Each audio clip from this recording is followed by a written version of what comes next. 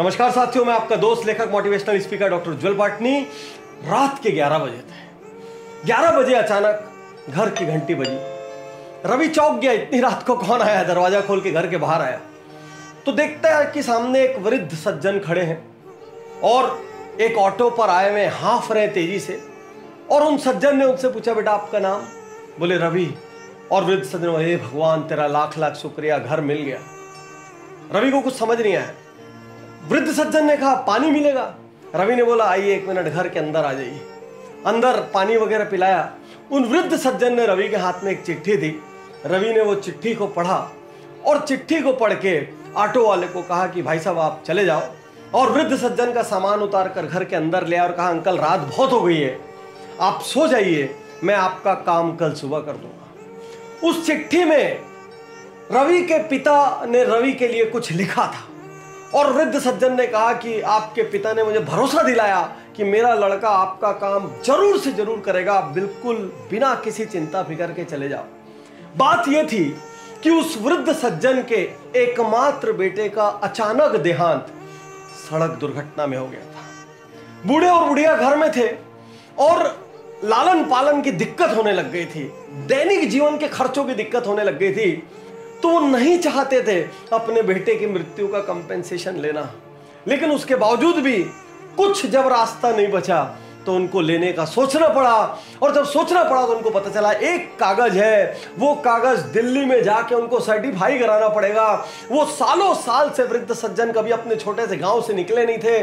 दिल्ली उनके लिए बहुत डरावनी, बहुत बड़ी जगह थी।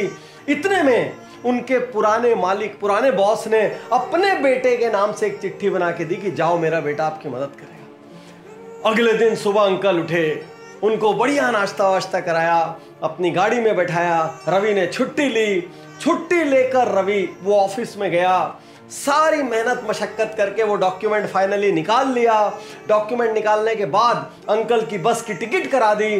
टिकट के साथ मिठाई का एक डब्बा दिया और बस स्टैंड पर छोड़कर निकलने ही वाला था। इतने में वृद्ध सज्जन ने यूं हाथ जोड़कर कहा, रवि तुम्हारे पिता धन्य है कि उन्होंने तुम्हारी जैसी संतान को पैदा किया, और वो धन्य है क्योंकि उन्हें तुम्हारी जैसी संतान मिली।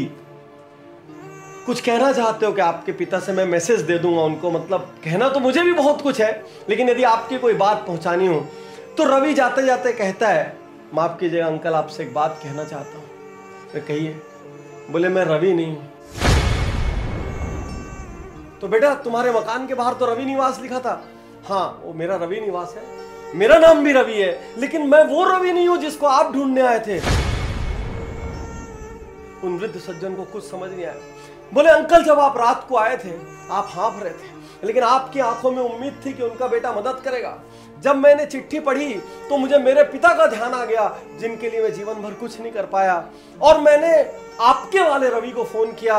वो एकदम से हिल गया भीतर तक, क्योंकि वो कहीं बाहर गया हुआ था और 8-10 दिन बाद आने वाला था। मेरे पास हिम्मत नहीं थी आपकी उम्र को देखते हुए, आपके इमोशंस को देखते हुए कि मैं आपको वापस भेज सकूं।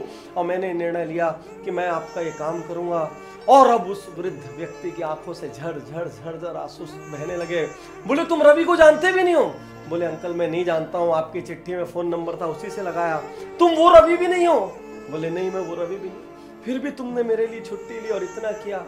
कौन कहता है भगवान नहीं होते? कौन कहता है भगवान नहीं होते? कौन कहता है भगवान नहीं होते? कहते हुए बस में चढ़ गए और चले गए।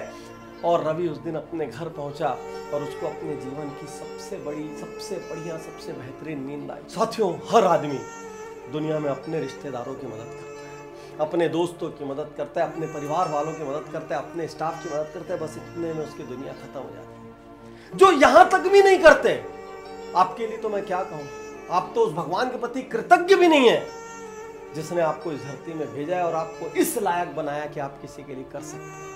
आज मैं हर वीडियो देखने वाले से कहना चाहता हूं, हर उज्जवल पाटनी यूट्यूब चैनल के फैन, फॉलोअर, सब्सक्राइबर से कहना चाहता हूं, जिंदगी में अनेक बार उनकी मदद कीजिए जिनको आप जानते भी नहीं है और आपको पता है ये मदद करके मेरे को बदले में कुछ मिलने वाला भी नहीं है। निस्वार्थ सिर्फ इसलिए मदद करना क्योंकि आपको अपने जीवन में आंतरिक खुशी चाहिए। आपको उस ऊपर वाले को उत्तर देने के लिए अपनी लाइफ में, अपने सीवी में कुछ अवार्ड्स, कुछ क्रेडेंशियल्स चाहिए, इसलिए मदद करना। इसलिए मदद करना कि कल आप अपने बच्चों को कहानियां सुना सको, इसलिए मदद करना ताकि आप रात को आसानी से सो सको और आपको अपने इंसान के रूप में पैदा होने पर गर्व हो। याद रखना, ऊपर वाले ने हर किसी को मदद करने की काबिलियत भी नहीं दी। दुनिया में ऐसे हजारों लाखों लोग हैं जो चाह के भी किसी की मदद नहीं कर सकते, लेकिन यदि आप मदद कर सकते हो ना, तो समझना ऊपर वाले ने आपको वीआईपी बनाकर इस धरती पर भेजा। और आपसे ये कहना चाहता हूं, मेरे इस मिशन को भी आपकी मदद की जरूरत है। इस वीडियो को यदि आप 5 लोगों तक पहुंचाते हैं और उन 5 में से एक आदमी भी किसी अनजान की मदद करता है, तो उसके हिस्से का कुछ पुण्य आपको भी मिलेगा। शुक्रिया, धन्यवाद।